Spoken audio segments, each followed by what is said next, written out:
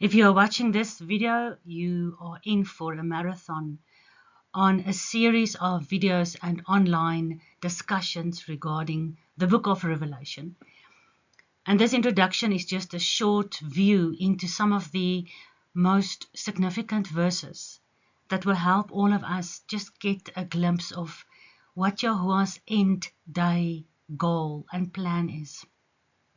And as you work through this series that will ultimately get to the book of Revelation, you will be building upon scriptural evidence out of the beginning, Genesis, the books of Moses, all the books of the prophets, all the writings that Yeshua called the scriptures, which modern churchianity calls Old Testament. Because even our Messiah said that everything about him comes from the Old Testament, from the scriptures, which is Moses and the prophets. And if you're watching this introduction video, I have prayed that Father will make his voice really heard. And his voice consists of words and breath, just like my voice, your voice. And I'm praying, Father, please let your ruach, your breath, really drive your word, Yeshua, through the airwaves and through the frequency of sound, into the hearts, through the ears, into the hearts, into the understanding of the people that are interested to know who the God is that has prophesied all the things that is going to happen. Yeshua told his disciples, do not fear. Have I not told you all these things? So shalom, you are welcome, and I really hope that you will endure this race all the way to the end, which is going to be extensive. It is a lot of information, but isn't that what a real study of scripture is? In Isaiah 28, Yahuwah says, I give you line upon line, precept upon precept, here a little and there a little.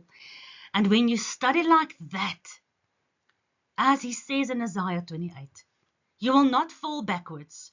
The world is falling backwards under the slaying of the spirit of deception. But when we read precept upon precept, here a little in Genesis, there a little in Revelation, here a little in the prophets, there a little in the Gospels, we fall frontwards onto our face in front of this amazing God who declares the end out of the beginning. And we have to get the foundation, which is the rock upon which we build. We have to get the foundation out of the beginning, just like God says. Because in the beginning was the Word. And the Word have always been with God and has been God. We call him Yod-Heh-Vav-Heh, Yahuwah. We call the Word Yeshua, Yahushua, Yeshua. The pronunciation during this series is undisputedly different variations, which we have no problem with because none of us were there when it was pronounced, so we can hear how it has to be said. But it's so far much better to have this Hebrew mindset like Abraham, Isaac, and Jacob, and all the prophets and all the disciples, than to have the Greek mindset with all the translations and changes and twistings, which has brought upon so much deception. This is the Revelation studies. It is the start. It is the introduction. And we are looking at Daniel 10 verse 12. And even if you look at Messiah, he said so many times, if you do not understand Daniel, how will you understand what's going to happen all the way to the end? Like the prophet Daniel says. So in Daniel 10, the messenger that was sent or dispatched from heaven to answer Daniel, to give Daniel understanding. Why was he sent? If you've done our Daniel Bible studies on YouTube, we go into detail with the kind of man Daniel was, with the example he gives us from the moment you've set your heart on understanding. Are you setting your heart on understanding all these things? Then Yahuwah dispatches a messenger. And it's not me. I'm also reading the words of all the messengers, all the prophets, all the apostles. We are reading their words because Yahuwah has dispatched wisdom from heavens to give the men, the prophets, understanding. Peter says the prophets of old, inspiration through the Ruach as they were writing all their prophecies. And we have a more sure word of prophecy because of these prophets. None of us today are prophets. None of us today are even teachers. We have one teacher, and that's Messiah Yeshua. And we have the prophets that has been written in the holy scriptures of the Almighty Yah. And he says through his messenger dispatched to Daniel, fear not, Daniel. He's speaking to you as well. Everything in scripture is applicable, historical, right now, as well as for the future. Learn to read the scriptures in all its relevance. He says to you, fear not, for from the first day that you did set your heart to understand and to chasten yourself, because Daniel was fasting and praying, searching, to chasten yourself before Yahuwah. You might be chastening yourself to commit to this Bible study of Revelation. It's going to ask for a bit of time, sacrifice. To chasten yourself before Yahuwah. Your words were heard. Are you praying, Yahuwah? Please help me understand. Your words are heard in heaven, and this messenger has come for your words. Pray with me, Father. We pray. We set our hearts to understand. We live in a time where all the seasons and all the signs are becoming a reality that we've been talking about since our grandfather's time. When is the time of the end? When is these things going to happen? And as we work through these studies, Father, we can see so many of the signs and so many of your prophecies in our timeline become more clear for us to identify and compare to what you have warned about. So we set our hearts to understand. May heaven hear our words. May you dispatch your Ruach and your word to also give us understanding.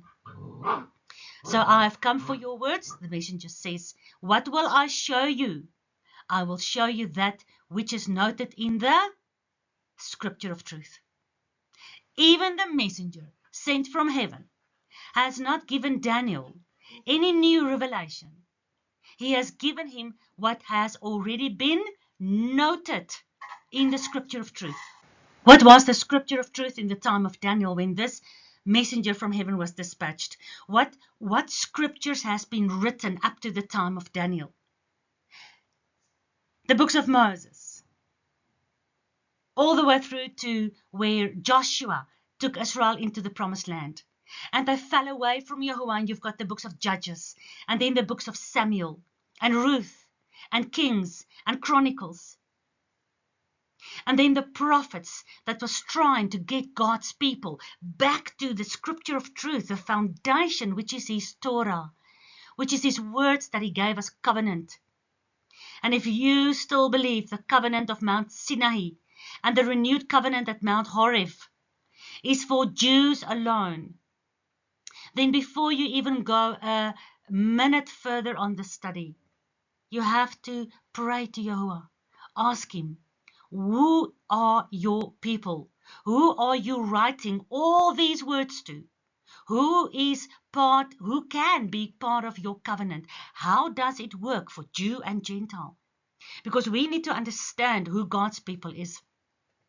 We need to understand the definitions of truth, the definitions of lies, and the definition of church, as you will see in the next video, talking about the timeline. What are we going to discuss and expose and prove from Scripture? Not from, I'm going to give you verse after verse, Old and New Testament. And if you're going to be willing to look at Scripture, you're going to have a clearer understanding to stand under the authority of this God. And I highly encourage, before you continue, that you look at this series on the Two Trees YouTube page called Who is Israel? Because the scripture of truth from the beginning does not change a jot or a tittle all the way through the Gospels until it culminates in the book of Revelation. And the very last chapter of the book of Revelation talks about the New Jerusalem. And you see Israel, even in the building plan of this city that is called the beloved bride.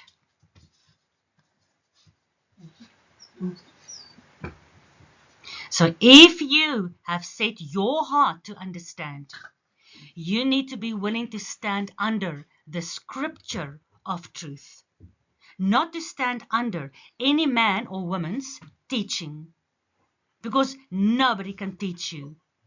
We can all, anyone who wants to try and bring forward the treasures, like Yeshua says, if there's a scribe that comes into the kingdom, he will open up for you treasures, both old and new. Anyone whose passion it is to open the treasures, all we do is we take scripture and we just open it and we read it with you. There's no teachers or prophets today.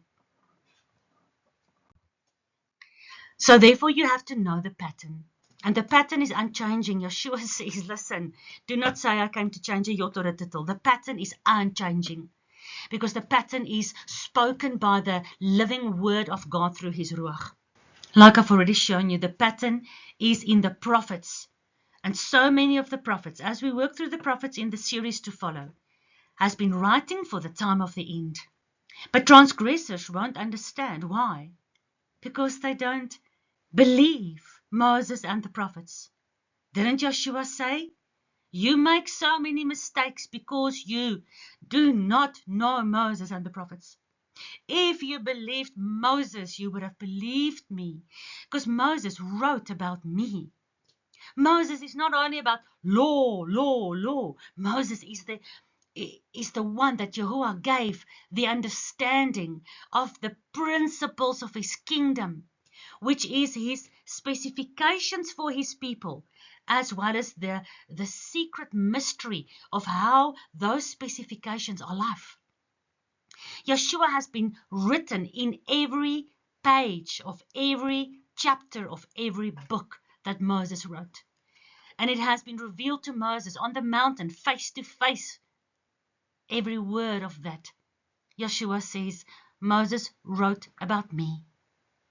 We have to understand the prophets of the Old Testament, which has testified of Messiah. Therefore, Revelation says, here is the patience of the saints in the end days, they who keep the Torah of God and understand the witness of Messiah. But transgressors, people that are transgressing the law, have also rejected that which is old. And therefore they don't understand, because they feel they do not have to stand under this authority. Are you like that? I pray, Abba, let everyone who hears just endure this race, not to bring them under the yoke of slavery, which is not your law. It is the transgression of your law, the transgression of your specifications that brings the penalty of death. The wages of sin is death. We have been put in prison from the very beginning, the moment we lost our glory with you in the Garden of Eden. And we were chased out of your glorious, beautiful, perfect paradise. And we became imprisoned in a mortal state of curse and transgression in this world, under the prince of the power of the air, until Messiah comes, because his second coming, according to the prophets, at the appointed time, will bring the final freedom, just as he brought freedom to his people out of Egypt. And then we have to look at the promised land, which is the final destination. There are patterns all throughout Scripture. Even if you just take the prophets, the transgressors, and the promised land, and you keep those three things in mind, and you read just the book of Matthew, you'll start seeing the patterns undeniably cycling over and over and over again. And then you take the rest of the Gospels, you take the letters, and you see the cycle. It is amazing. And suddenly everything you've ever learned from the scriptures in the Old Testament starts coming into this picture, and you start seeing a puzzle that's being built in front of you that maybe you have not seen up to this point, because you were looking at one individual puzzle piece, and you and your church and your family and your tradition has decided what this puzzle piece means. But the moment this one little puzzle piece that you've been looking at your whole life goes into the slot where it's supposed to be in this big picture, you start understanding, I have maybe not seen Yahuwah's original plan and what my part in that is. So Yahuwah's asking you today, Isaiah 42:23, who among you will give ear to all these patterns, to understand what the end days are about, which the angels and all the prophets and all the people, even Abraham, have been longing to understand, but it is for the people in the time of the end. Who will give ear in these last days and this world that is being drowned with so many voices speaking so many things that is seemingly true, and yet for a discerning ear and a searching heart, we start noticing the subtle words of the serpent whispering in the ears of Chava, who they translated to Eve. Yahuwah's asking you, who will hearken and hear for the time to come? You see, Isaiah has prophesied for the people of his time. He has prophesied for the time of Yeshua's first coming. But hey, everything is a repeating cycle for the time to come, for the end days. Isaiah 40:16, because Yahuwah declares the ultimate end all the way from the beginning. And from ancient times, Old Testament times, he declares from ancient times all the things that are not yet done. Are you going to be willing to hear? Yahuwah says, no matter what you think or feel or how you interpret scripture, his counsel will stand. My counsel shall stand, and I will do all my pleasure. Everything Yahuwah has written down about his counsel and about what he wants, not what you want, not what your church wants, not what we in the modern day movement want, not what the Jews want, what Yahuwah wants, what his pleasure is, that will be done.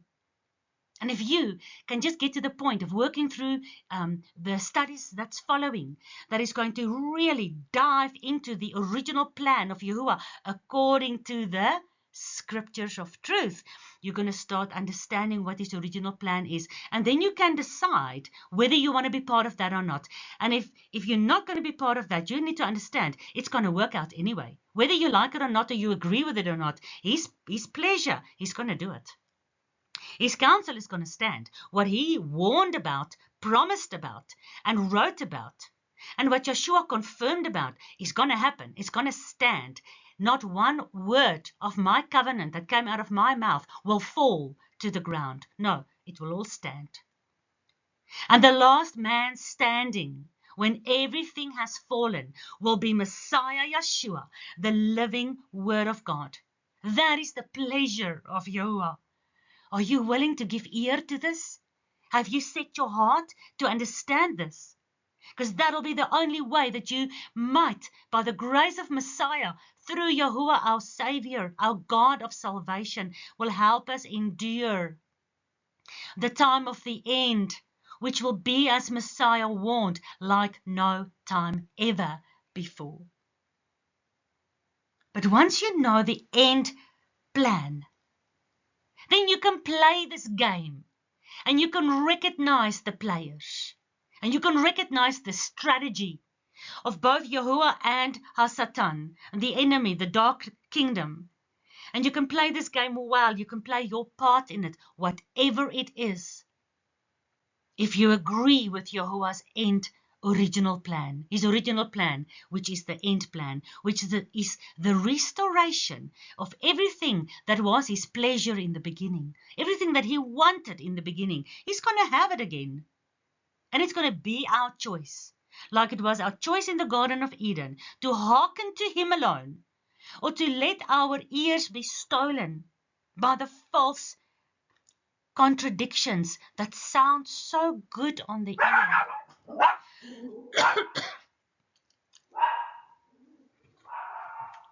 And the prophets are warning.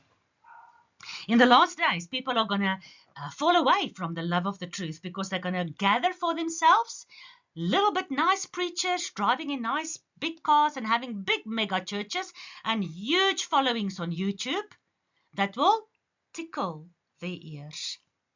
If you're looking for tickling of ears, you're not going to find it on this YouTube page or from this ministry, or especially from this Revelation study.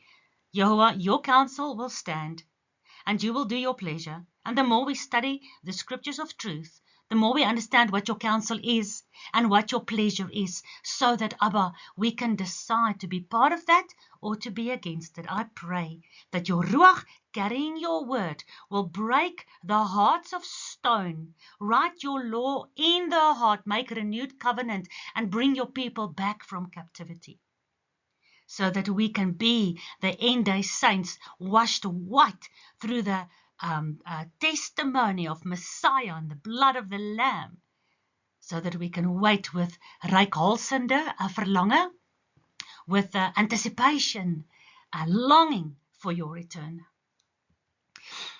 Revelation 22:13, Yeshua says, I am the beginning and the end. I am the first and the last. I am the Alpha and Omega. But he didn't speak Greek. He was not a Greek God. Jesus is a Greek name. He was Messiah Yeshua. He was a Hebrew. He was born from the tribe of Yehudah. Anyway, that you have to do the Who is Israel study so that you can really understand that, please. So if Yahuwah declares the end from the beginning, and Yeshua says he is the beginning and the end, then why will you not look at the beginning, at Moses and the prophets? Yeshua said they wrote about him. Yeshua said, I am exactly what they wrote. Those words that were given to them, that was me. Yahuwah spoke Yeshua to Moses and the prophets. So let us set our hearts to understand this rock of God's word, so that we can build upon this rock, not with stubble, wood, and straw, but with silver, gold, and precious stones. Yeshua, the beginning and the end. Yahuwah declares everything through Yeshua. Hebrews 1:1, Yahuwah, all in the last days, at sundry times and diverse manners, at all the past times, in all different ways, Yahuwah spoke in times past unto the fathers, Abraham, Isaac, Jacob, Moses, Adam, Noah. He spoke unto the fathers through the prophets. Adam was a prophet, Moses was a prophet, Abraham was a prophet. What is a prophet? What's the definition of a prophet? Oh, I know the future. Look at scripture. All of them heard what Yahuwah said. And then they either wrote it down or they spoke it and somebody else wrote it down. Up to the time of Hebrews 1:1, where Paul talks about the first coming of Messiah, Yahuwah has been speaking to his people through the prophets. And I've shown you already that everything spoken by the prophets is Messiah. But in these last days, do you believe you are on the last days? In the last days, Yahuwah speaks to us by his Son. In the beginning was the Word. The Word was with God. In Genesis 1:1, Bereshit, the beginning, in the beginning, God created the heavens and the earth. From the beginning was the Word with God, was God. Yahuwah's word didn't leave his mouth, became a different entity that created a new church. Yeshua says, I and the Father, we are one. I only teach what my Father gave me to teach to you. In the beginning was the Word. And up to now, Yahuwah has spoken from the beginning Up to the time of Paul writing in Hebrews, Yahweh has been speaking through prophets. But then the law and the prophets became flesh. Yahweh's word became flesh. In the beginning was the word, and the word became flesh, right? And then Yahweh, now to us, is speaking to us through Messiah. But what is Messiah? Can we send him a WhatsApp in heaven? No, Messiah is the word. So what do? What does Revelation say? Blessed are they who study the words of these prophecies. So Acts 14:22, confirming the souls of the disciples and exhorting them to continue in the faith. Aren't we doing that here with each other? Because why? We must, through much tribulation, enter into the kingdom of Yah. I am confirming and I am exhorting for you to try and continue the faith and run this marathon race, endure all the way to the end. I'm speaking to myself, to my family.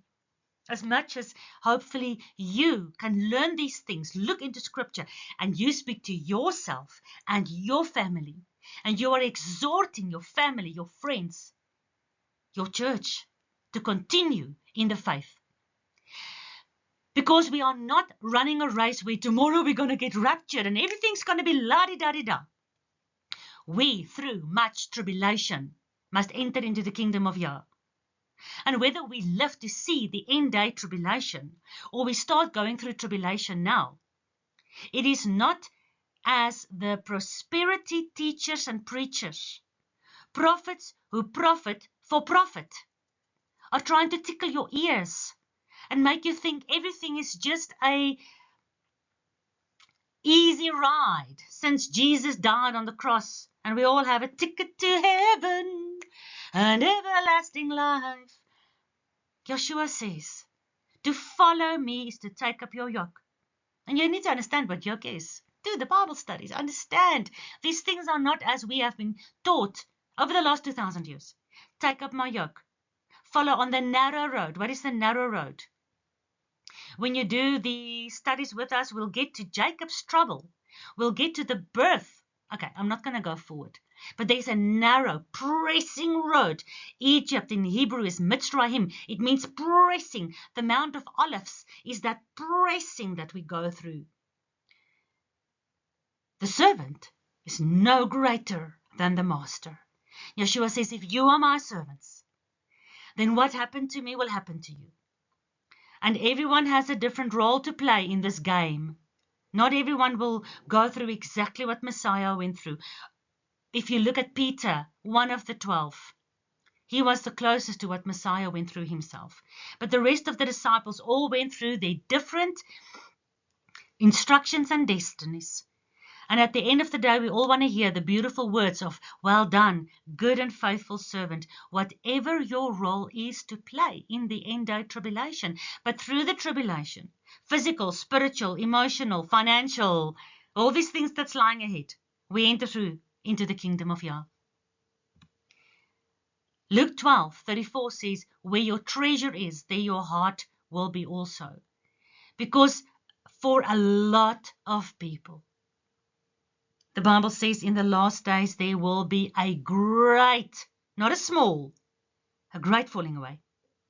Because the love for the truth will become cold. Because our treasures are still on earth. My survival, my family, my job, my house, my car, my credit card, my bank account, my life. For those who want to save their lives, they will lose it. But if you lose your life for Messiah, you will gain it. So where are our treasures? And we live in a very comfortable modern lifestyle. We still do not really know where our treasure is because we are so comfortable. Like Israel became comfortable in Egypt, and the tribulation, narrow road of the wilderness journey following Moses and Joshua, spelled like Yeshua, Yahushua, that was difficult. And how many of them continuously wanted to return to Egypt? How comfortable did the people become in Babylon? How many returned with Ezra and Nehemiah back to rebuild the walls of Jerusalem, to build the house again that David built for Yahuwah to live amongst his people? How many? Very few. Most people, most of the tribe of Yehudah that was in Babylon during the exile for 70 years stayed behind in their comfortable lives because they've got families, wives, houses, vineyards, jobs. We are going to look at the prophetic historical picture written for us in the book of Maccabees. Is the book of Maccabees acceptable? I don't know. Let's ask your Messiah, because in the Gospels we can see Messiah, the disciples, and the apostles still keeping Hanukkah, the Feast of Lights. It's not part of the 7 feast days commanded to us to keep in Torah, in contradiction to Easter and Christmas and all those things. But Hanukkah has been kept by Messiah. Where do we find the history? Where does Hanukkah come from? It comes out of the book of Maccabees, where we also read about the abomination of desolation, where the book of Maccabees gave us a clear, undeniable pattern for exactly how it's going to be in the end. Oh, guys, if you're going to stick with me, I don't know, let's see. If you're going to stick with me until we get to the book of Maccabees, oh, Father, how much are we going to learn from the patterns in your law and prophets and in the history that is his story? Because in Maccabees we see such beautiful examples for where the treasure of some people's hearts were and how it played out as a witness. But we also see that the majority of the tribe of Judah that came through the Greek Empire, and then when Messiah came just after Maccabees through the Roman Empire, we see how they started being mixed into the Greek mindset. And the Greek mindset has been pulled through. Oh, I don't want to tell you too much. We are going to look at that. We still have the Greek mindset today. But where your treasure is, there your heart's going to be. And if you understand the end out of the beginning, you understand Yahuwah's original plan, you understand his pleasure, then try to align your treasure with his pleasure, with where his will is. And you pray with me, Father, let your name be glorified. Let your kingdom in heaven come. New Jerusalem down to earth. Let your will be done, as in heaven, where your pleasure is, so also on earth. And change the treasure of my heart so that heaven and earth can align. My heart's desire can align with your pleasure and your will, so that I can give myself as a living sacrifice, Romans 12 verse 1 and 2, as a living sacrifice, not conformed to this world or all the false traditions, but transformed by the renewal of my mind, because you let your Ruach bring the sound of your word in my ear, and you write your Ruach through your Ruach. I'll give you a new spirit. I'll give you a new heart. And my spirit that I give inside your heart will cause you to keep my Torah, listen to my voice, and obey my commandments, so that you can love you and your seed after you and come back into the covenant of the promise. Write your living word on my heart and change my heart from stone to flesh, so that I can give myself as a living sacrifice, because Romans 12 then says, then you will know his acceptable, his good, and his perfect will. Let your will be done, not my will, as our Messiah taught us to pray. Let your will be done. For the kingdom or for the treasure here on earth. That's where you need to decide, where will your heart be? Will it be for his kingdom or will it be for your kingdom? So we're going to look at now the pattern, just a little bit more detail. Let's break it open. Luke 18:8, when the Son of Man comes, shall he find faith on earth? Will you know the pattern so that you can endure and remain in the faith all the way to the end? And when Messiah comes, he finds you having faith still. You're not part of those who fell away, who are deceived, or who chose to follow The beast, the Antichrist, Satan, the horde of Babylon, the false prophet. We're going to look at all those patterns, guys. 2 Peter 3:2. Be mindful. Don't think about what else you can do with the time. Be mindful. Come on. Set your minds. Be mindful of the words which were spoken before. 2 Peter, when was 2 Peter written? What words does he speak about? In the times that Matthew, Mark, Luke, and John, the book of Acts, the letters of Paul, Peter, John, Jude, James, and Revelation, by the time those letters were written, was the whole New Testament written and compiled in scrolls? So people were walking around writing letters and say, oh, look at the scriptures. Here's the New Testament. No. Whenever Yeshua, the disciples, and the apostles were speaking about scripture, just like the messenger in Daniel 10, the scripture of truth, whenever they spoke about the scriptures, they were speaking about Moses and the prophets. Remember, after Yeshua's resurrection, he walked on the road to Emmaus. He met 2 of his disciples, and then what did he do? He opened their eyes to understand the scriptures.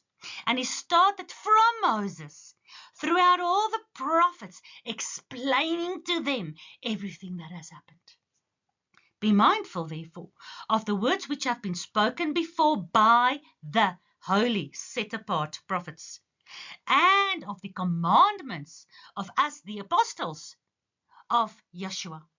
So look at the holy prophets, and then look at the commandments and all the instructions and all the letters of us, apostles, Peter says, ne?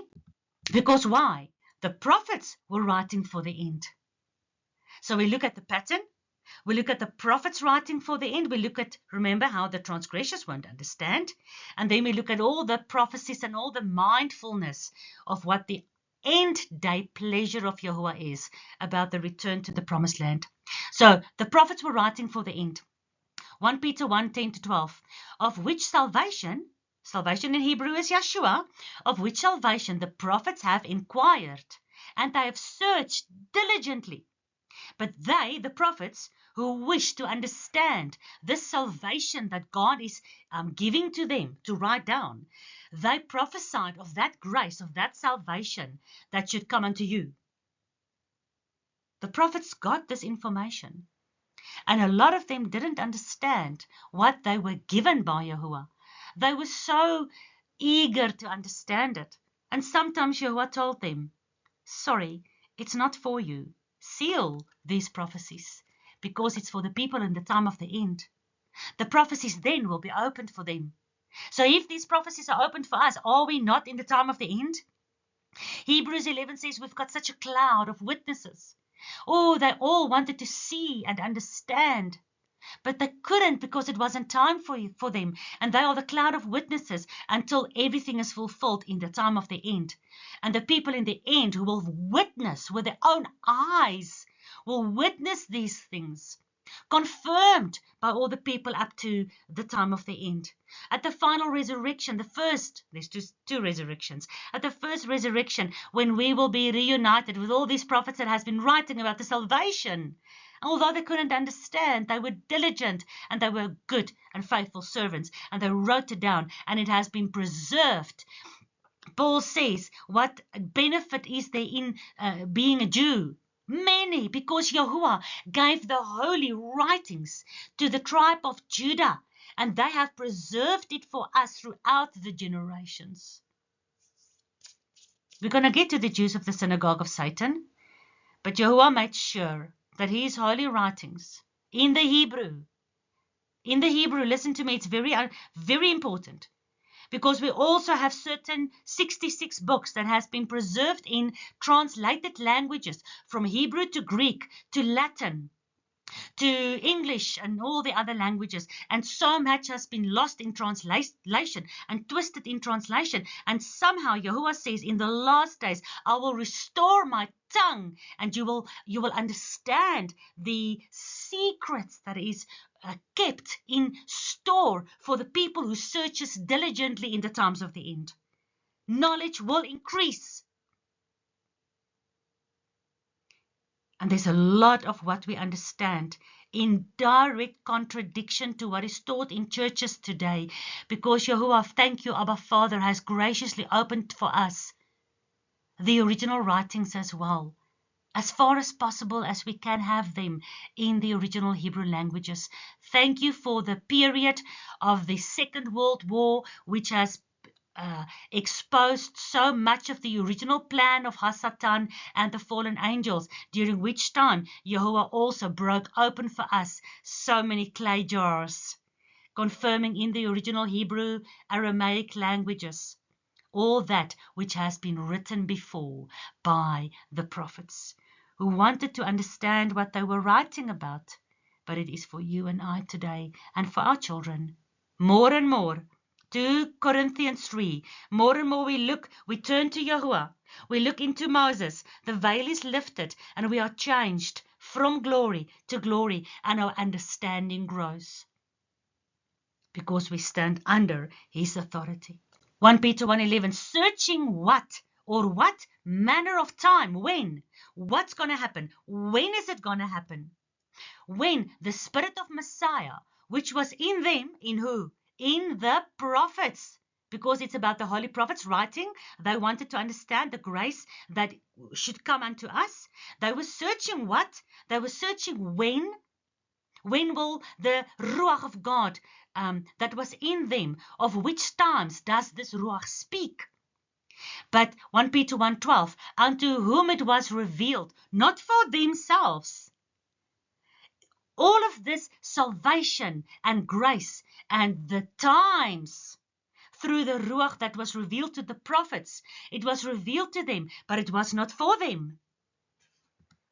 But unto us they did minister, they preached, they wrote, and we are preaching what they are writing. Unto us they did minister these things, which are now, even today, what's the date? Wow, 20-something April. 20 April. Oh, it's my brother's birthday. I need to phone him. Thank you, Abba, for reminding me. But unto us they did minister these things, which are now 20 April 2026, according to the Gregorian Greek calendar. These things are now reported unto you. Reported unto you by them that have preached the gospel unto you through the Ruach HaKodesh from heaven. Those things that even the angels desire to look into. So we can see here that the prophets have inquired and searched to understand these things. And we see that even the angels desire to understand these things. And these things are revealed to the people of the time of the end. There are so many prophets, even Moses. If you look at Deuteronomy 4, and it talks about the scattering of God's people into the Gentile nations and his regathering through his mighty right hand, Messiah Yeshua, how when they turn to him in the last days, when you are in tribulation, then you will hear and understand my voice. And all these things will make sense to you, and you will see God's original plan, and you will come back to him to be part of that plan for the end days, for when you are in tribulation. And throughout all the millenniums, the angels have brought these messages from heaven, like to Daniel. Yahweh has revealed these messages through the Ruach to the prophets, and they all wanted to understand. Aren't you amazed and thankful that we are living in a time such as this? Maybe it's going to be the most difficult time, like Yeshua said, a time like never before. But what a privilege to be part of a period in the timeline of existence of humanity and this heaven and this earth. This period that Yahuwah put so much into, that you can be part of these times, that even the prophets, Isaiah, Jeremiah, Daniel, Moses, Abraham, Zechariah, Malachi, they wanted to understand. The angels wanted to understand. Father, what a privilege it is to be able to study line by line, precept upon precept, so that we can stand under your instructions and stand under the revelation of Messiah, your saving right hand. So the prophets are writing for the end, Daniel 12. Oh, Daniel, shut up these words, Daniel. Seal the book. Until when must this book be sealed?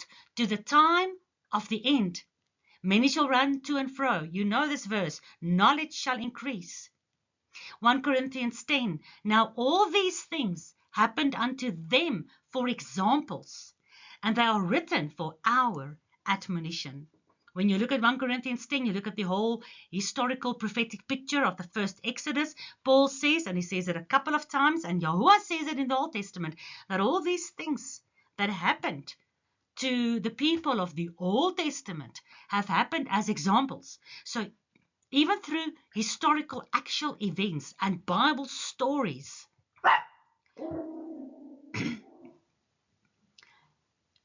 Yahuwah has been writing the end day revelations for the people in the time of the end.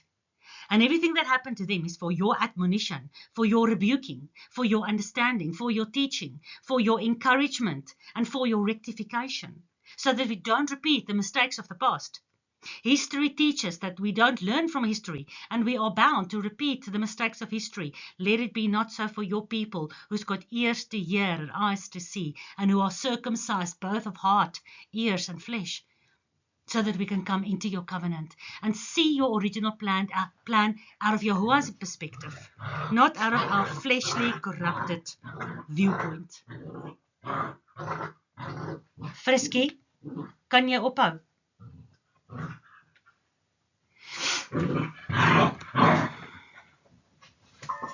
Paul says all those things that happened was examples for you.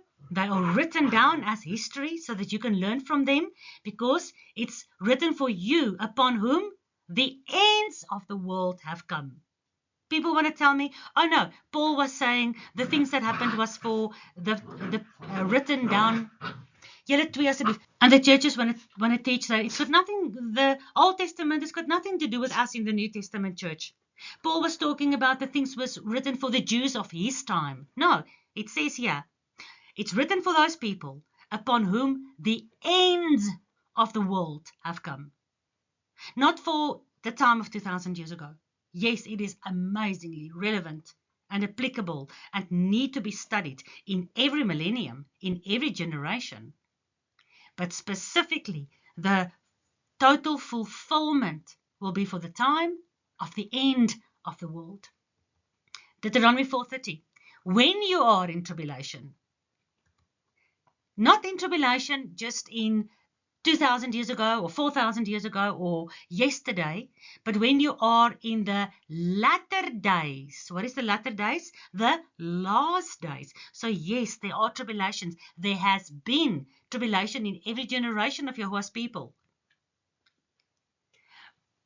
But the things written to be revealed in the last days are written specifically for the tribulation that will be unlike any other tribulations ever before in history, not denying them, but understanding that even those patterns in those tribulations, the time of Israel out of Egypt, out of Babylon, into Assyria, the time of tribulation in Messiah's time, in the disciples' time, during the Roman circus arenas where they were eaten up by lions, during the whole Christian movement, in the Dark Ages, during all those patterns of tribulation, even those are prophesying for the tribulation of the end days, of the latter days. Your tribulation in the latter days. That is what Deuteronomy 4, Moses, in the beginning of the book, is talking about. Yahuwah is talking to us today in the latter days. If you turn unto Yahuwah your Elohim, teshuvah, turn back, you'll be obedient to his voice. People want to say they turn to Yahuwah and then they're free from the law. Yahuwah says, if you turn to me, you shall be obedient to my voice. Because turning back to your God makes you a servant of that God, makes you obedient to your God. Yeshua says, my Father's words will stand until heaven and earth doesn't exist anymore. If you turn back to your king, you worship and you obey your king. You turn back to your father like the prodigal son. You come back into your father's house. Before, you left your father's house because you didn't like his way of living. But now you turn back to him, because now he writes his law on your heart, so that it's not only a head thing, or, oh, I have to obey, otherwise I'll go to hell. No, he makes you understand his plan, his intentions, his pleasure, his will, so that you can agree with it. And of course you want to then submit to him. Of course you want to obey the one that gave you good laws that you can live by, and that will keep you separate and holy from the rest of the world. When you are in tribulation, in the last days, you turn to me and you obey my voice. Then, Revelation 1 John 9, I am John, writing Revelation for the last days, who also am your brother and a companion in tribulation. So yes, there was a pattern in tribulation. And like Yahuwah says in Deuteronomy 4, when you turn to my voice, I'll gather you again as my people. And Revelation starts with, these are written only for the bond servants of Yahuwah. What's a bond servant? It's a servant that turns to his master and says, I don't want to have freedom. So please mark me through my ear. You need to understand the Torah commandments around the bondservant. Oh, it's beautiful. Paul says, I'm a bondservant. John, Peter, James, all of them, I'm a bondservant. What's a bondservant? If you don't understand Torah, how do you know what a bondservant is? Revelation is written to the bondservants of Yahuwah. So John is our mede slaaf wat gebind is aan Yahuwah. Not bound to be under a bond, but that's bound to Yahuwah with love. He says, I call you out of Egypt. I call you into the wilderness to bind you with ropes of love. And the kings of the earth and the rulers of the world and all those who follow them says, we want to break free, Psalm 2, from the bonds of God and his anointed one. No, we want to be bound with the bonds of love that our God puts around his people. Like he says, I carry you on eagle's wings. Yeshua says, I wanted to gather you under my wings as a mother hen. I, John, am your companion in tribulation and in the kingdom and patience of Yeshua. So you want to be part of the kingdom of Yeshua? You want to learn the patience of Yeshua? They know that these things, when I'm in the valley of shadow of death, your rod teaching me patience, and your staff teaching me your love and your care will guide me and will comfort me. So during tribulation, we will learn the kingdom and the patience of Yeshua. And I'm also your companion in tribulation and in the kingdom and patience of Yeshua. Because of what? For the word of God and the testimony of Yeshua. Because that is the two witnesses. That is the law and the prophets that Yeshua is speaking about all the time. The word of God, which is revealed to us through Moses and the prophets. And the testimony of Yeshua, of which Moses and the prophets testify. Romans 4:16. Therefore it is of faith, that it might be by grace, to the end the promise might be sure to all the seed.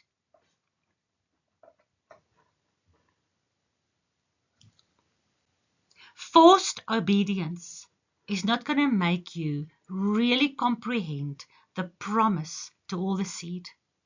It's not going to make you understand how you are the seed of Abraham, Isaac, and Jacob, upon whom all the promises were made. Ephesians 2, you are Gentiles. You were cut off from Messiah. You were without God in this world. You had no hope.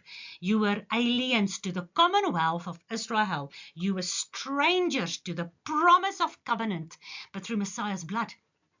Zechariah 9:11, through the blood of the covenant, I can bring your children out of captivity. Through the blood, you who were far away can now come near and be part and be co-heirs in the promises of covenant that was made to Abraham, Isaac, and Jacob. There's no Old Testament and New Testament churches. There's one church. Yahuwah does not have a plan B. You are part of plan A, or you are part of the final cleansing of this earth before Yahuwah starts it all over again. Therefore, by faith, and Abba, thank you for the grace that you help us, that you build our faith. Faith comes through understanding what we believe in. To that end, the promise might be sure to all the seed. Not to that only which is of the law, not to that only, and we're going to work through Jew and Gentile, not that only which is of the law, but to also which is of the faith of Abraham, which is the father of us all. The Jew says, oh, Abraham is our father. You Gentiles have got nothing to do with Abraham.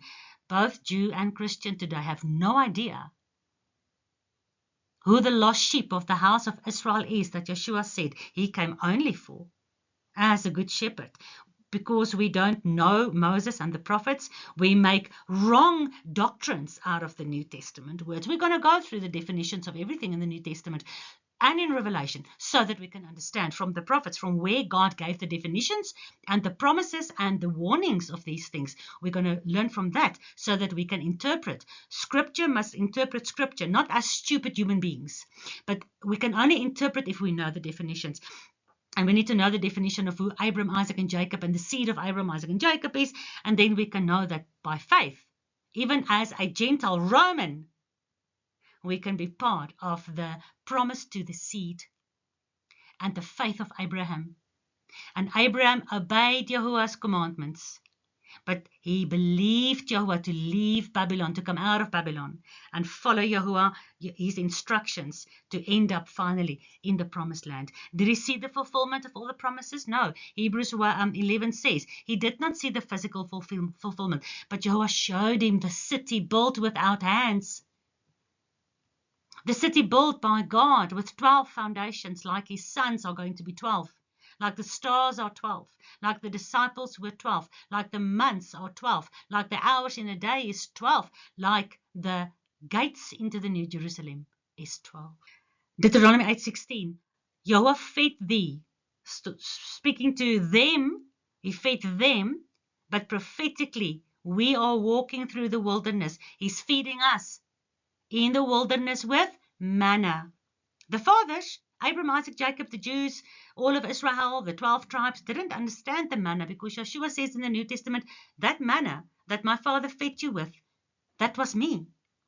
He's feeding us with the manna. He fed them as a prophetic picture, remember 1 Corinthians 10, with manna so that he can humble us. Why couldn't he just rapture us?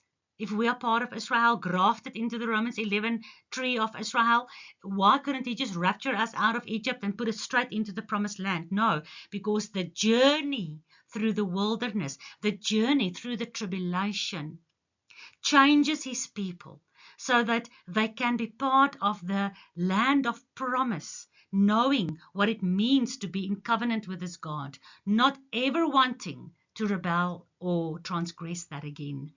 To humble thee, that he might test you, to prove what is in your heart, to see if you love him or not.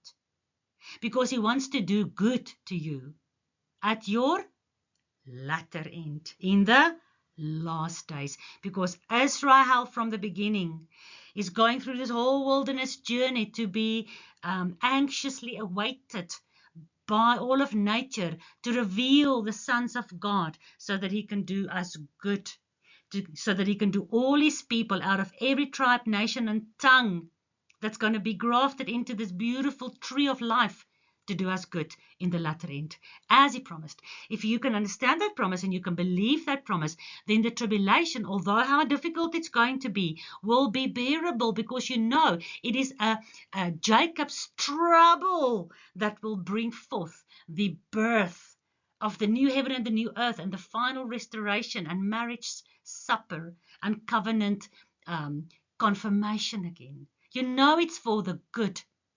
Nothing good comes without it being processed or refined like gold and silver. Deuteronomy 32. Oh, that only you were wise, but we are so stupid and we are so lazy and we are so conditioned and indoctrinated and filled with tradition and how I see scripture, how my pastor explains it to me. Oh, please become wise. Be humbled, be tested, so that you can understand, that you can consider, start considering your latter end. God's people's latter end, the latter end of the transgressors, the latter end of the false gods who will stand up out of abysses like it was in Genesis 6, the latter end of the serpent, who is encircling the tree of life that everybody is eating of because we are filled with a corrupted seed. Considering the latter end of this earth, this heaven, this time, that we understand in terms of seconds, minutes, hours, days, weeks, months, years, centuries and millenniums. Oh, that you were wise.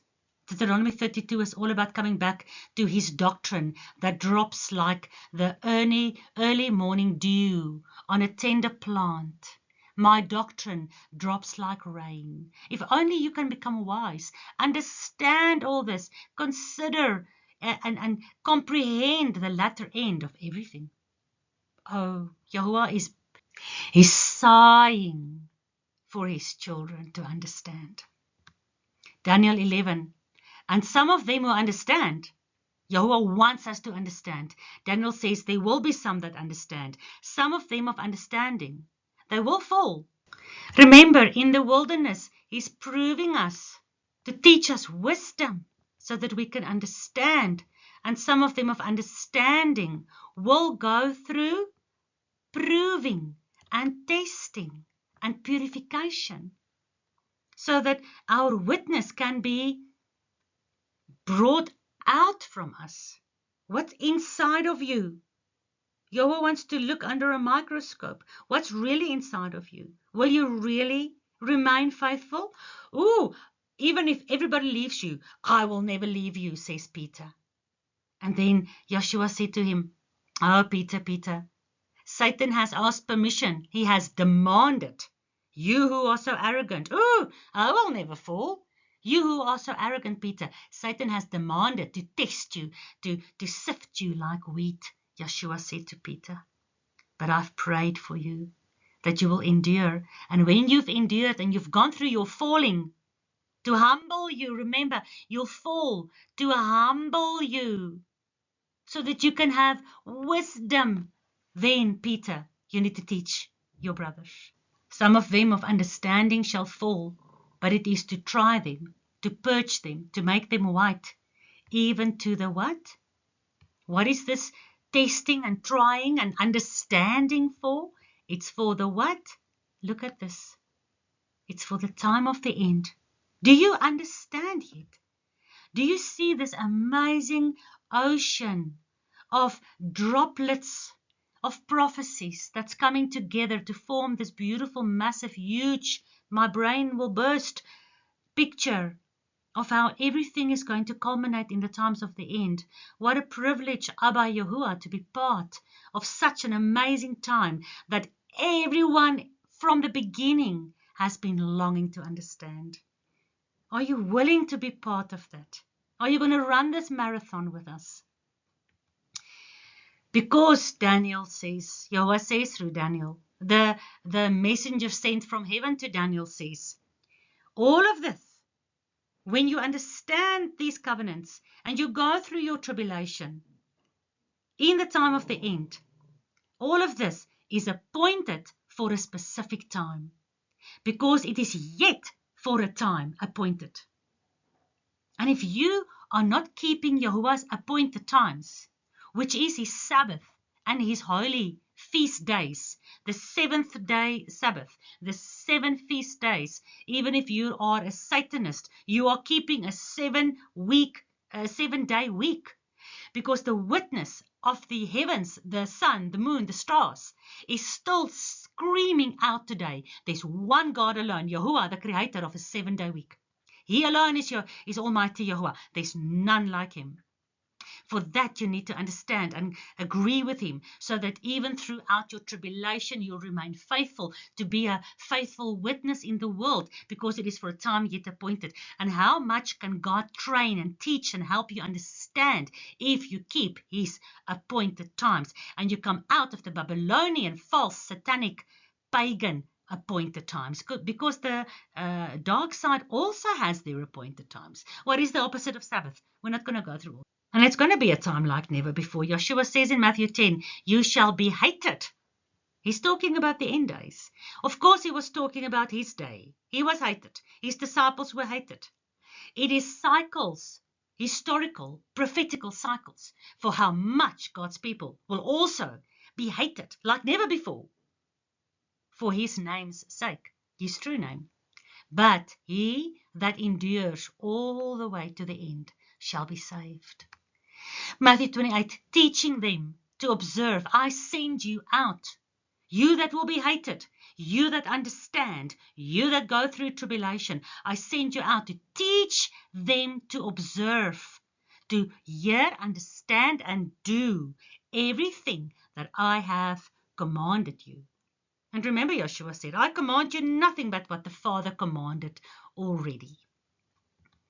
And lo, I am with you always, even unto the end of the world. Not only unto the end of the tribulation of the early Christian church, because this tribulation goes all the way to the end of the world. And this him being with us, remember, through the Holy Ghost, through the Ruach HaKodesh, holy, set apart, not schizophrenic, teaching some people this and other people that. Through the Ruach, the word, Yeshua, has been given to us to read, to be inside of us like manna that we eat. And his Ruach helps us digest the manna so that it can go into our bloodstreams and become part of us, and we can start agreeing with heaven. So he's with us. He's with us. Every morning the sun comes up. You can say, Father, you are with me. You commanded the sun almost 6,000 years ago to come up every morning. I see the sun come up every morning. You are still on the throne, Yahuwah. You are still keeping the sun, the moon, and the stars in their cycles. According to Colossians, you are still keeping it. By your word, you are maintaining it. You are with me. Your rod and your staff is comforting me. Given you all that information to make you understand and see that the scripture says the transgressor, the one who says, oh, I know Revelation, I know my Bible, you can't teach me anything. Those who are clever in their own eyes, those who choose to listen to the tickling of the ears, those who transgress against Yahuwah's instructions. If you transgress against your government's instructions, you end up in jail. But you think you can transgress Yahuwah's instructions and still have your ticket to heaven? Transgressors, people who do not understand, stand under Yahuwah's authority, who do not understand his covenant that he gave at Mount Sinai, which is a marriage covenant. Your marriage covenant also has rules and regulations, and if you break those rules of your marriage covenant, your husband says, you want to go drink coffee with another man? My rule is you don't drink coffee with another man. You're married to me. You're my wife. I'm a jealous husband. Abba is a jealous husband. You want to transgress his commandments? You won't understand. You will not understand what Yahuwah is trying to reveal in the time of the end. Genesis 6:13, God said unto Noah, the end of all flesh is come before me, for the earth is filled with violence through them. Through the flesh, through the people who live in the flesh. And behold, I will destroy them with the earth. We know there's two destructions. One was water. One's going to be with fire.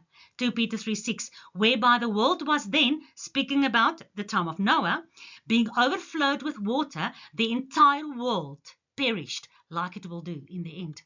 But the heavens and the earth, which are now, after the flood, Yahuwah made the heaven and the earth to bloom again, so that we can live up to the time where this heaven and earth is preserved to repeat the pattern.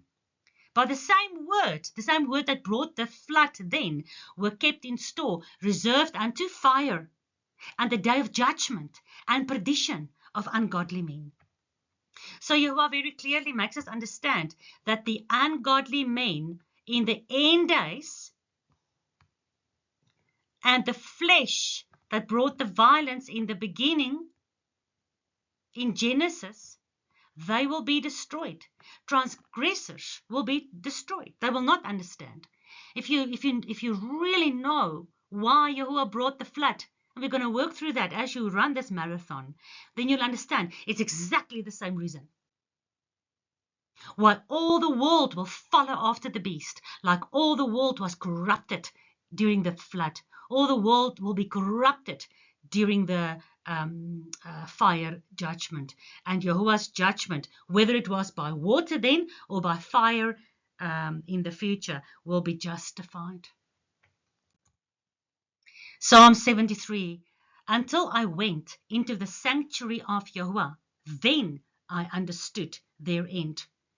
David is complaining, why is it going well with the transgressors, but I'm suffering, I'm going through tribulation. Yahuwah says, go into my temple, go into my sanctuary. So David goes into the sanctuary, still moaning, I'm in tribulation, and they are just all eating and drinking and buying and selling and being free and not persecuted. Why am I going through tribulation? Yahuwah says, go into my sanctuary. Look, so that you can understand what their end will be. What will their end be? What's the first thing David saw when he came into the sanctuary? The altar of sacrifice, with everything that's burned up by fire, laying there in ashes. Remember your end. Yahuwah wants to do you good in the end. Remember the enemy's end. Yahuwah's going to burn them up to ashes in the end. Remember that, so that you can understand this journey and be willing to endure to the end. Proverbs 16. There is a way for the transgressors that seems right unto them, but their end destination, their end burned up to ashes, are the ways of death. When we do what's right in our own eyes, in direct contradiction to what Yahuwah wrote in the law and the prophets, and Yeshua says, you want to understand the law and the prophets? I am the fulfillment, to teach you the full meaning, not to destroy the law, the prophets, not your Torah title, but to come and show you the full meaning, to make you understand in your head and in your heart. Have the law written on your head, on your hand. Have the law written in your heart, so that there's no place for the mark of the beast on your head or on your hand. Then you understand the ways of life. I am the way, the truth, and the life. But there's a way that seems right to people. Even if they say, oh, I follow the biblical Messiah. There's a way that seems right to you.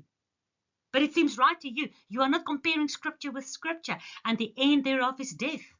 Ezekiel 7, and the end is come. The end is come, because it came once with the flood, the second time with fire. It watches for you. Behold, it's coming. It's keeping you in its eye, because its lust, its desire is after you. God says to Cain, if you do good, if you submit to me, won't it be well with you? But now sin is lying at the door, watching for you. Its desire is to eat you up, because the serpent eats dust. It eats ashes. It wants your death. Because it wants the kingdom. It wants to usurp the kingdom of Yah. So look at the dust and understand that the end is watching out for you. It wants you to be dust that cannot be resurrected to eternal life. The end is come. Study with us the prophet Ezekiel. 1 Peter 4:3. But the end of all things is at hand. Be ye therefore sober, not drunk with the cup of the whore of Babylon, and watch unto prayer. How much time are we spending watching the word, watching in prayer, not falling asleep, not having enough oil like the foolish virgins? How much are we keeping sober? Looking through the lens of Scripture to the political, financial, economical, religious, governmental, military system, technology, intelligence systems of this world, genetic. We need to watch the things in Scripture, and through that lens, watch what's happening in the world and be sober. Pray that you will be found worthy to escape all these things. Not escape to be raptured, sorry. You're not going to hear that in this ministry. But to escape with your soul. Habakkuk 2. For the vision is yet for an appointed time. Go read the book of Habakkuk. What visions is he talking about? And he says all these visions, and that's him and many other prophets will say, so much of what we are seeing and hearing from God and writing down and warning you about is for an appointed time. But at the end, it shall speak. It will not lie. It will not tarry. Wait for it. Remember Ezekiel? The end is waiting for you. It's watching you. Are you watching the appointed times? Are you waiting for the end? For the vision that is for the end appointed times? Are you watching and waiting and praying and learning for that? Because it will surely come. It will not tarry. Yahweh says, my counsel shall stand. My pleasure will be done. Let your will be done. It will come, this vision. And the appointed time will come. And the end will come. It's not going to wait around for you to get ready. Maybe you've been called to the kingdom for a time such as this. Daniel 8, I said, behold, I'll make thee know what shall be in the last end of the indignation. Daniel specifically, a lot of what Yahweh taught him was needed for us to understand the end. And so much of what he taught was actually building upon the historical evidence of how this world order system is built and being built up upon the ashes of the phoenix of Babylon that will rise again in the end. So everything is about the end. Haven't I told you from the beginning? We are living in this time that all the prophets and all the angels have been desiring to understand. You are here. You are being made to understand. Do you know what a privilege it is? And you go around and say, oh, look at the time. This video is very long. For at the appointed time, the end shall be. It does not help that you go to prayer meetings at church to pray for Jesus to come tomorrow. It's not going to happen unless it happens as the appointed times which has been given by the word of God through Moses and the prophets since Genesis 1. In Genesis 1, the appointed time of the end has already been prophesied. You don't know this because you do not know Moses and the prophets. And you look at Genesis 1 and the world looks at Genesis 1 and says, oh, it's a fairy tale. Evolution is scientific. I know you're not there. You don't believe in evolution anymore. Well done for you. But Genesis 1 is about so much more than just to prove creation compared to evolution. Matthew 13, therefore the tares are gathered and burned, so shall it be in the end of this world. Can you see that every prophet and every gospel and every apostle is really building up your excitement and your anticipation for the time of the end? Because it's all about the promised land. Yes, we need to understand what the prophets were writing of. Yes, we see how the transgressors are just not going to come into these kinds of understanding with us. But everything is written for whether you're Jew or Gentile, every tribe, nation, and tongue, understanding covenant, coming back into it, because our final destination is not London, New York, Johannesburg, Sydney. It is the promised land. Not the land that will be desolate, that Joshua said the abomination of desolation will happen there, but when it is restored to how Yahuwah originally wanted it. Still being called the same name by both Yahuwah and the old Antichrist system. And you need to know your final destination if you want to be part of this. Deuteronomy 11, a land that Yahuwah your Elohim cares for. The eyes of Yahuwah your Elohim are always upon this land that he cares for. And this land has the same name as his people that he cares for. And his eyes are always upon his people that he cares for. And if you do not understand who this land and who this people is, and you think it is that land and those people only and partly or whatever, please stick it out, because how much of the end day deception is going to be so successful because of our misunderstanding of what God says in Scripture. From the beginning of the year even to the end of the year, Yahuwah's eyes and his care is upon this land and this people. And I'm not talking about 1948. You better hear me and wait until we get to the kings of the earth of the New World Order system and the Jews from the synagogue of Satan and the whore of Babylon, so that I can show you. No, sorry, not me. What am I going to show you? I'm just going to show you Scripture, and I'll show you history, and I'll show you proof and documentation. We'll get to that.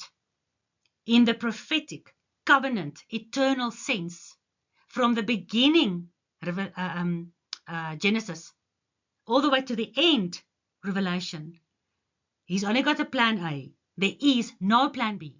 It's on his bride that's called the New Jerusalem, that became a whore in this earth, that has to be refined, washed white for remarriage.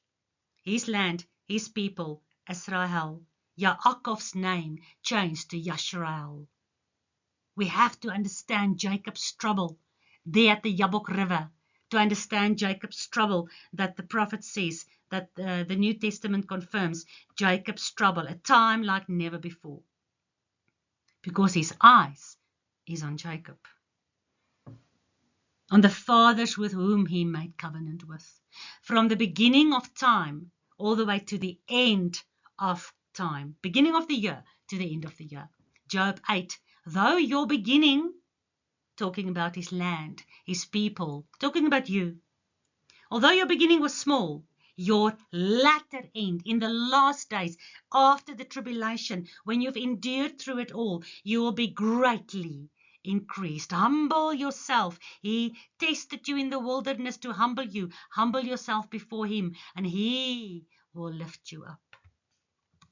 Ecclesiastes 7, better is the end of a thing than the beginning of it, because in the beginning you still have to go through all this wilderness journey where so many things must be changed, so many lies must be left behind, so much truth must be taught, so much lifestyle changes must happen, so much wisdom must be imparted. Better is the end of this whole thing that Yahuwah's eyes are upon, that the prophets have been prophesying and the angels want to understand. Better is the end than the beginning. So when people say they are scared for the tribulation, give them these verses. Oh, Yahuwah's eyes are upon you from the beginning of the year to the end of the year, when you are part of this greater understanding of the promised land, your final destination. Because at a time appointed that we, and in a way that we are yet to comprehend, everything that is valuable to him is locked up in this understanding of his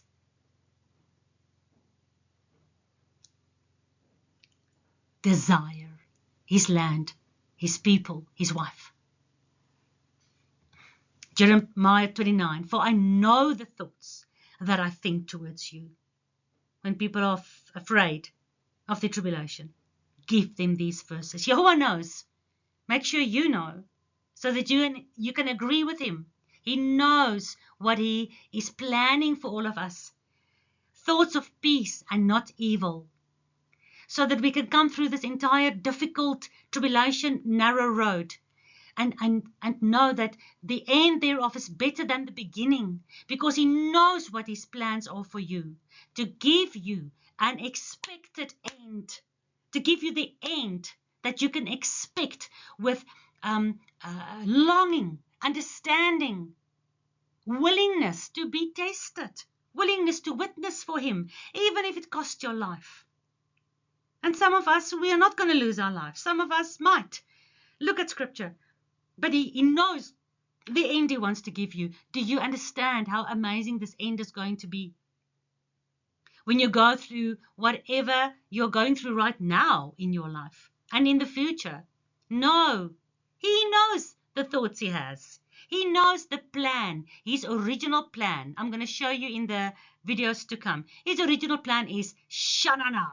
It is perfect. It is amazing. It is fantastic. There's no plan B. And when you understand his original plan, you can understand why it has to go through this whole 40 years in the wilderness to get to the final destination of the promised land. You'll understand why it has to go through the whole 6 days of creation to come to the Shabbat Shalom rest, where we walk with Yah in the paradise. Right? You understand that, so that you're willing to walk that road, follow the Messiah, because the latter end is going to be worth it. 1 Peter 1:9. Receiving the end of your faith. Not that your faith will come to an end and then there's no more faith. Like Yeshua is not the end of the law, so there's no more law. Receiving the end goal. Receiving that which you are aiming for.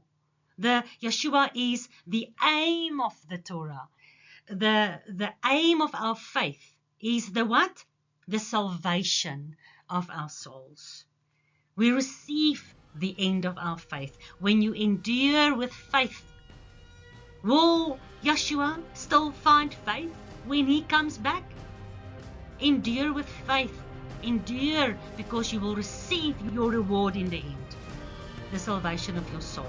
That must be your treasure, his pleasure, not our survival here on this fleshly, temporary earth. Will you find us at the door? Will you find us waiting? Will you find us sober and watchful? Will you find our lamps filled with oil? Will you find like one new man? Will you find us singing a new song? Will you find us at your feast? Will you find us ready to enter?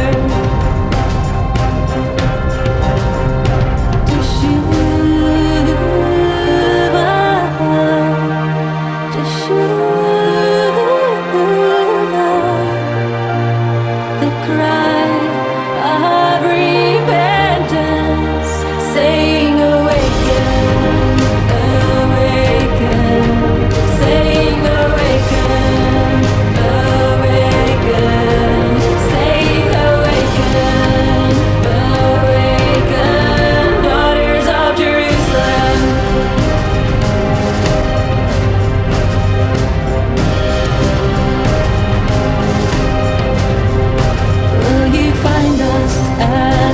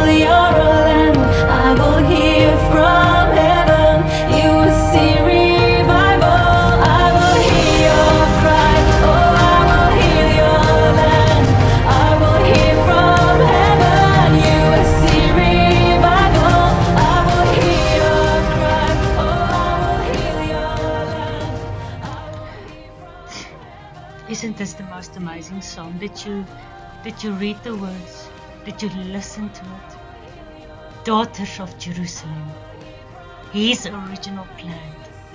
Will you teshuva, turn back, repent, so that He can hear you out of heaven and you can see revival.